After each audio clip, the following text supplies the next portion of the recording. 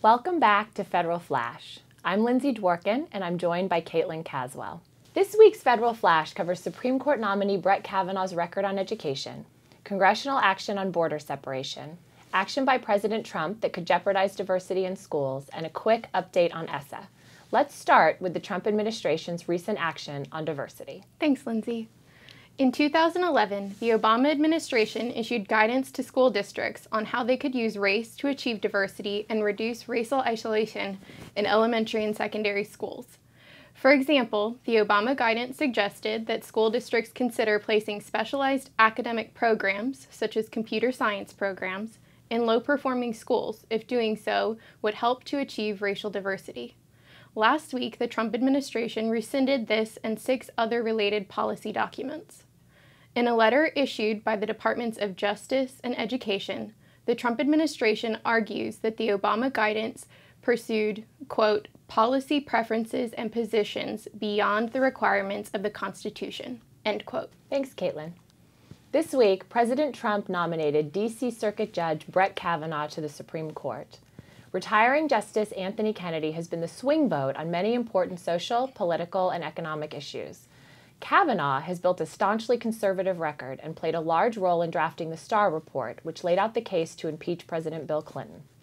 Not surprisingly, congressional Republicans and their supporters have widely praised his nomination. Democrats and civil rights groups have mostly lined up in opposition. While much of the discussion about Judge Kavanaugh has centered on his views around health care and women's issues, as well as his political career, Kavanaugh has also taken positions on some contentious education issues, many of which are likely to come before our nation's highest court in the years ahead.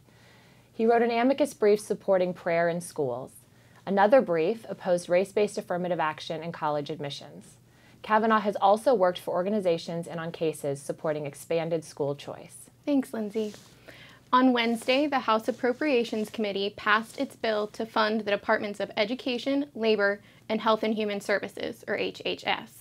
Because HHS is responsible for the children separated from their parents along the border, the debate on this funding bill was largely focused on immigration policy.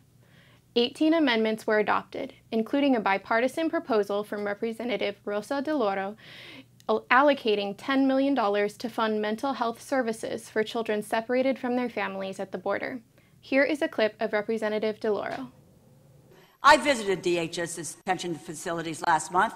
I saw children in cages. I saw kids sleeping on concrete floors, rubbing their arms at 5, 6, 7 years old in shorts and T-shirts in something they call the ice box. This is what the Border Patrol calls these cells, the ice box.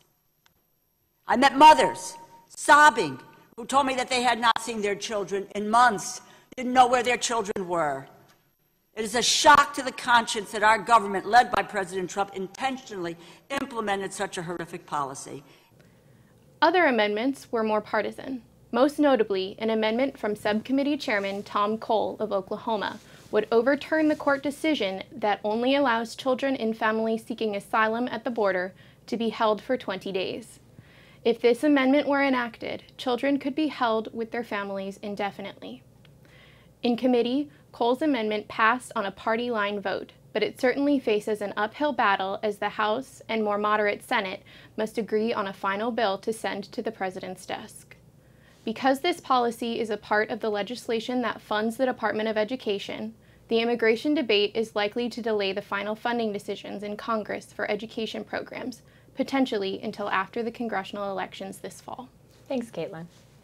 And before we sign off, some quick news on the implementation of the Every Student Succeeds Act. Last week, Secretary of Education Betsy DeVos approved the state plan for Oklahoma, and this week she approved Utah and California.